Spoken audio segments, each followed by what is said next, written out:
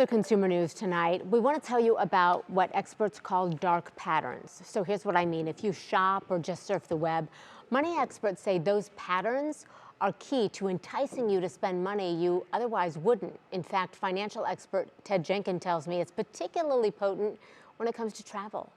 Think about what happens when you go to purchase a plane ticket. When you check out, they always try to sell you trip insurance.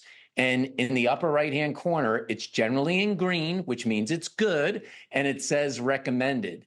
And when you see that, it makes you have that dark pattern to want to purchase the trip insurance when you may not necessarily need it. Colors, fonts, specific language, all can make something you don't need sound like something you do. When it comes to things that put pressure on you, they're tapping into that feeling of fear. So what happens if I take a trip and I don't buy the trip insurance, and then I just lost $1,000 or even $300 or whatever I might be losing? Now you've planted the fear in me of when that unknown thing occurs.